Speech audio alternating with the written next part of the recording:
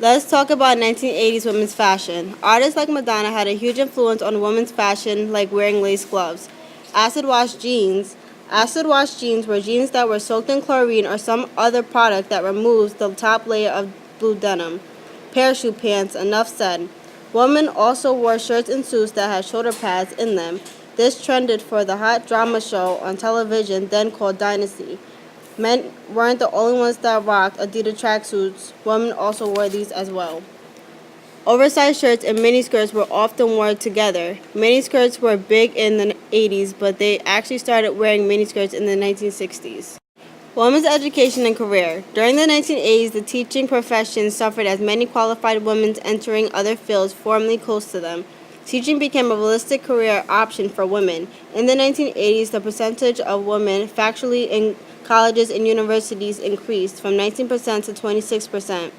By 1987, 49% of ungraduated college degrees were being awarded to women. Women who received a college education majored in the field of education, social service, home economics, nursing, library science. 1980s women's structure. By 1980, the divorce rate had subsided but was well above pre-1976 rate. 12% of families with children in 1980 were headed by a single parent. By 1980s, young people were remaining longer in education than they had in the past, and women were increasingly embracing opportunities to complete secondary schooling, embracing post-secondary education, and entering the paid workforce. Majority of women who worked continued to employ in traditional female occupations such as critical positions, factory workers, retail, sales, service jobs, etc. In 1988, women were paid about 32% less than men. Sandra Day O'Connor was the first woman on the U.S. Supreme Court. Sally Ride became the first U.S.